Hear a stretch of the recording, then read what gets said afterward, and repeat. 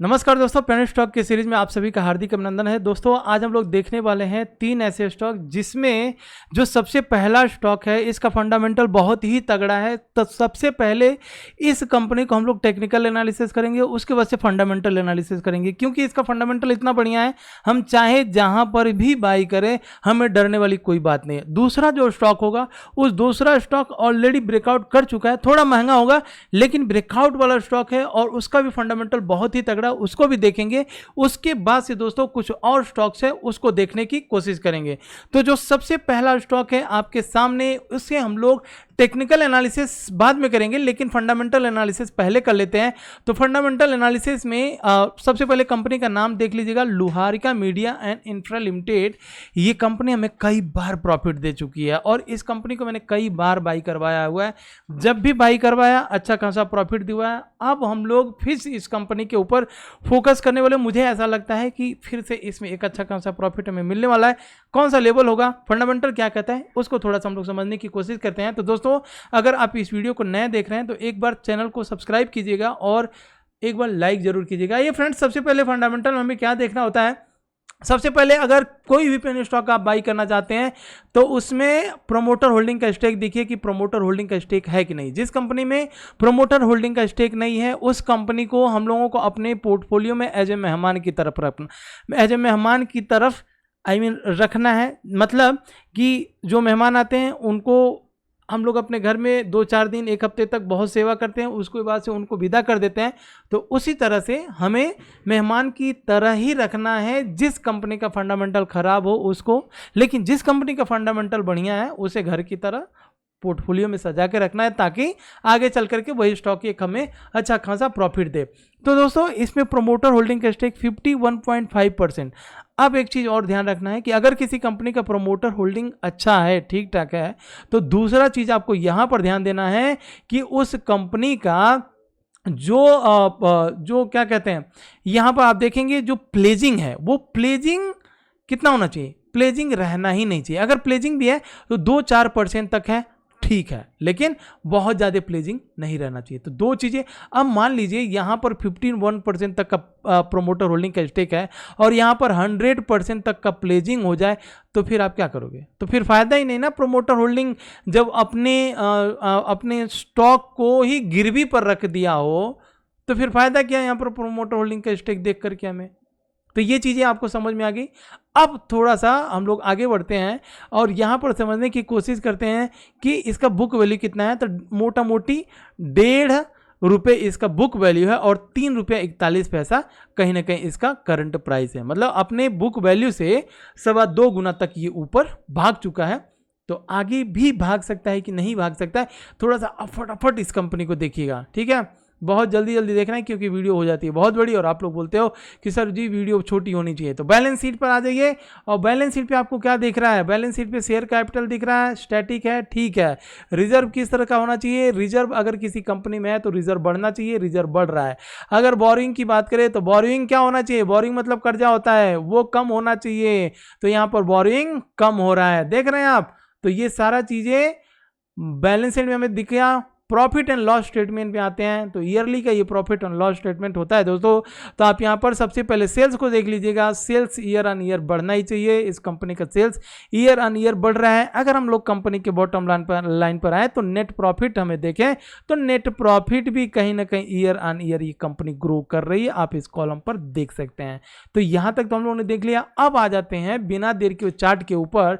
तो जब हम लोगों ने फंडामेंटल देखा कि फंडामेंटल हमें सब कुछ दिख रहा है, अच्छा दिख रहा है, तो इसे हम लोगों को किस तरह से बाई करना चाहिए। अगर हमें फ्रेश बाई करना है तो अगर हमने ऑलरेडी कहीं ऊपर या नीचे बाई करके रखा तो बिल्कुल होल्ड करना है, इस कंपनी में डरने की जरूरत नहीं है।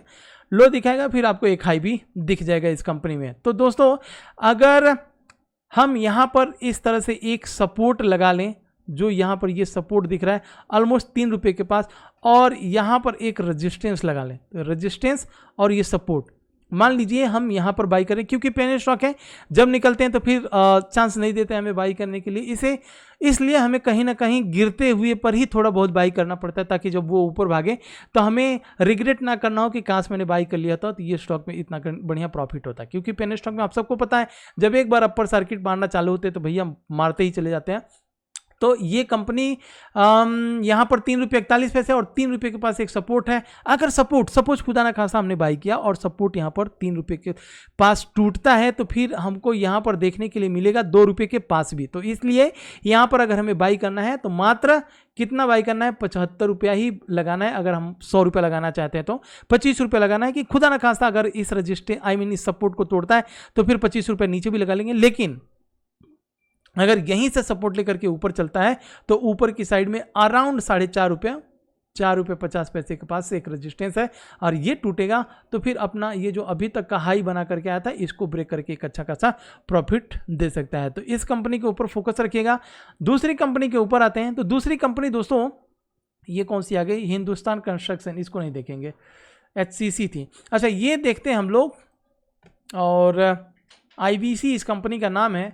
तो IBC में थोड़ा सा हम लोग सबसे पहले चार्ट के ऊपर जाने से पहले फंडामेंटल देखेंगे। IBC ILNFS investment, IFL investment management limited. देखिए दोस्तों मैंने आपको अभी बताया कि किसी भी कंपनी में अगर प्रोमोटर होल्डिंग का स्टेक 50% से ज़्यादा हो, 50% हो और उस कंपनी में क्या होना चाहिए, अगर देखिए यहाँ पर प्लेजिंग उसका 100% है तो क्या फ़ायदा ऐसे प्रोमोटर का जिसके पास 50% का स्टेक तो है इस कंपनी में लेकिन पूरा का पूरा गिरवी रखा हुआ है।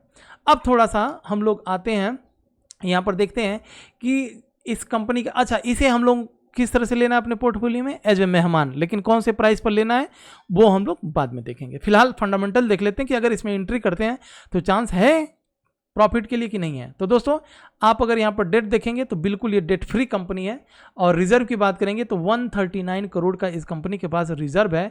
ROC और ROE की बात करेंगे तो ये दोनों में बहुत बढ़िया इंप्रूवमेंट है एज ए पेनी स्टॉक। अगर हम बात करें इस कंपनी के मार्केट कैप 201 करोड़ की ये कंपनी है, करंट प्राइस 6 रुपये 39 पैसा और बुक वैल्यू कितना है 6 रुपये 41 पैसा। मतलब ये कंपनी अपने बुक वैल्यू से जब ऊपर निकली थी तो बहुत ऊपर गई थी और ऊपर जाने के बाद से एक अच्छा खासा प्रॉफिट भी दिया। अब इसमें करेक्शन चालू है। करेक्शन चालू होने के बाद से कहाँ पर आया है ये कंपनी, थोड़ा सा इसे हम लोग एक बार समझने की कोशिश करते हैं। दोस्तों अगर हम बात करें यहाँ पर एक बहुत बड़ा सपोर्ट है और सपोर्ट ऑलमोस्ट हमें 5 रुपये 75 पैसे के पास एक सपोर्ट है, ठीक है। अब 5 रुपये 75 पैसे के बाद से ये एक सपोर्ट हो गया। अगर इसी सपोर्ट को हम लोग इस तरह से एक और लगा लें, मतलब इसे हम लोग कहा जाता है डिमांड जोन, डिमांड जोन। तो इस डिमांड जोन के बीच में आप कोई एक प्राइस लगा करके डिमांड जोन क्रिएट नहीं कर सकते हो, इसलिए आपको ये 2 लाइनें लगानी पड़ती है कि इसके बीच में ही डिमांड जोन क्रिएट होता है।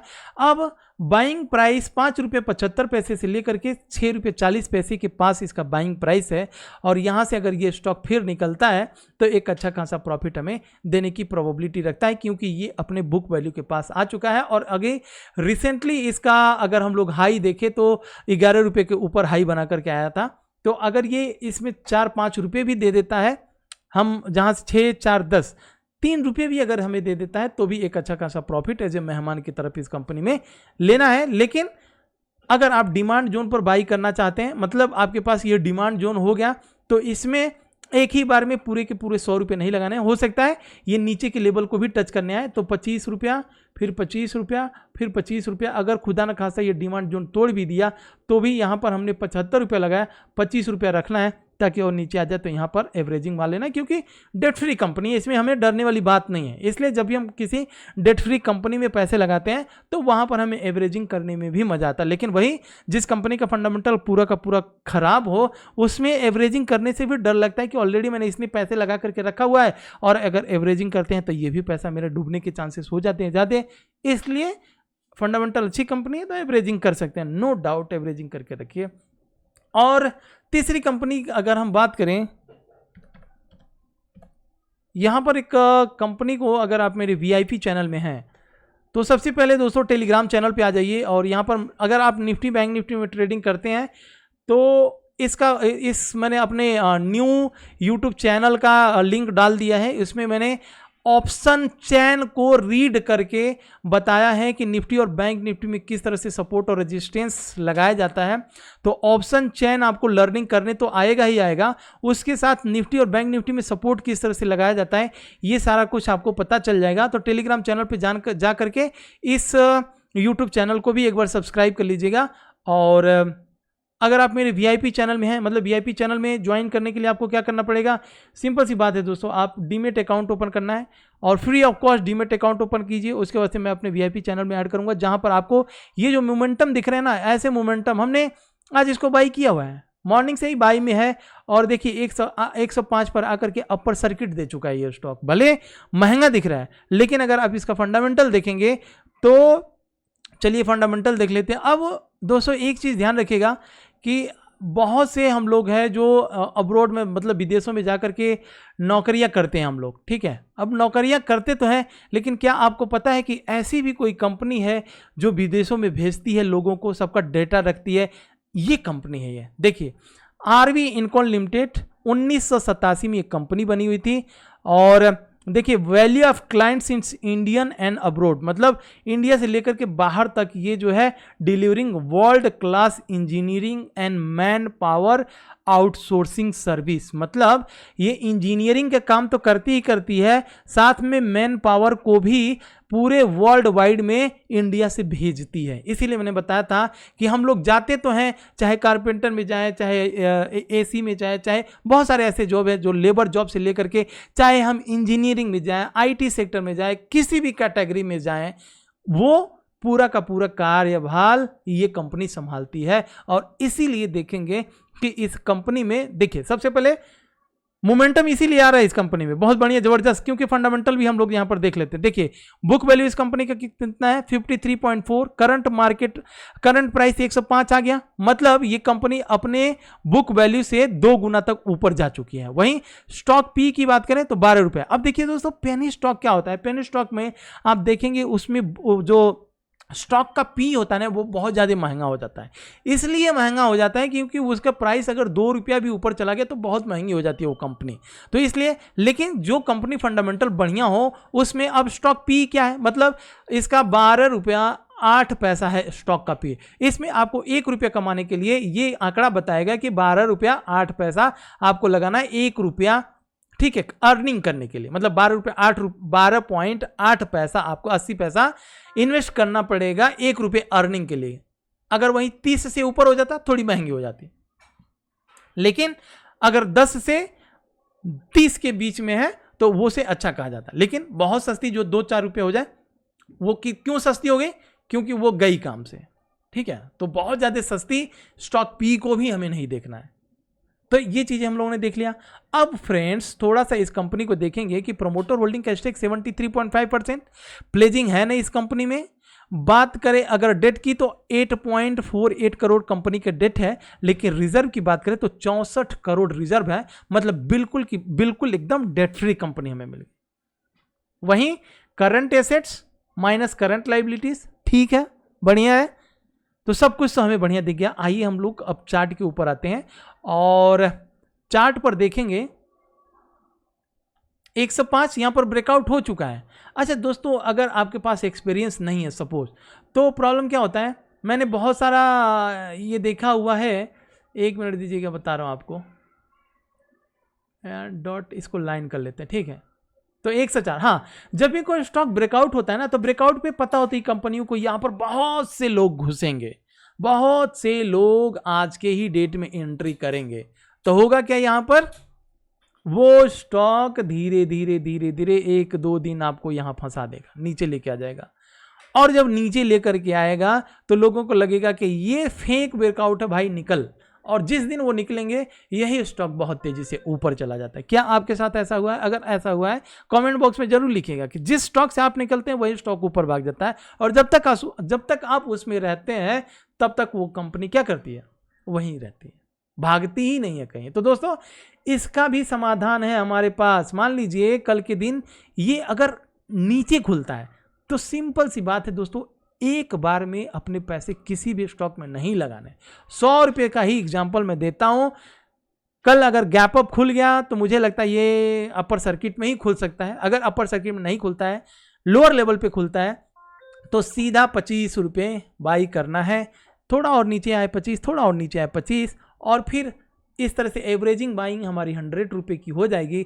और फिर जब ये निकलेगा, ब्रेकआउट मारा तो ऐसे नहीं ब्रेकआउट मारा है, RSI ऊपर गई तो ऐसे ऊपर नहीं गई है। अब ध्यान दीजिएगा, बहुत से लोगों का ये मानना होता है कि RSI जब 70 के ऊपर चली जाती है तो स्टॉक हो जाता है महंगा। गलती से भी ये मत सोचिएगा कि महंगी हो जाती है। RSI 70 पे चली गई ना तो वही स्टॉक 90 भी जाता है और वही RSI 90 भी जाता है और वही RSI 100 भी जाता है। तो जहां पर प्रॉफिट मिलना होता है वहां पर आप ओवरसोल्ड समझ करके निकल जाते हो, ओवरबॉट समझ करके निकल जाते हो और वही कंपनी ऊपर भी जाती है। तो इन सब चीज़ों को ध्यान दीजिएगा। RSI का वो जमाना गया जब 70 चला गया तो लोग यहाँ पर सेल करेंगे और जब 30 आएगा तो लोग यहाँ से बाई करेंगे, वो जमाना गया। 70 गया तो 100 भी जाएगा, 90 भी जाएगा और यहाँ पर 30 आएगा तो ये 20 भी आएगा और यहाँ पर 10 भी आएगा। जो 30 हुआ वो और गिरेगा, जो 70 हुआ वो और जाएगा। महंगा हुआ तो क्यों हुआ और सस्ता हुआ तो क्यों हुआ, बस सिंपल सा अगर आप जवाब खोजेंगे तो भी आपको मालूम पड़ जाएगा। महंगा हुआ, डिमांड आया, जिस चीज़ का डिमांड आया तो एक दिन में ही वो डिमांड खत्म नहीं हो जाता है, 2-4 महीने 6 महीने तक उसका डिमांड रहता है। और जो सस्ता हुआ, सिंपल सी बात है दोस्तों, सब्जी का एग्जांपल ले लो, सीजन आती है सस्ता होता है, उसके बाद से फिर महंगा होता है। तो महंगा जब होता है तो एक दिन थोड़ी महंगा होता है, एक हफ्ता 10 दिन 1 महीना लग जाता है ना महंगा। तो उसी तरह से आपको समझना है। तो दोस्तों ये 3-4 स्टॉक हो गए। आप अगर ध्यान से देखेंगे तो आपको पूरा का पूरा टेक्निकल से लेकर के फंडामेंटल और किस तरह से किस रेट पर हमें किस तरह से बाई करना चाहिए, ये सारी चीज़ें आपको समझ में आ गई होंगी। आशा करता हूँ कि ये वीडियो अगर आपको अच्छी लगे तो प्लीज़ एक बार लाइक सब्सक्राइब जरूर कीजिएगा। जय हिंद फ्रेंड्स, मिलते हैं नेक्स्ट वीडियो में।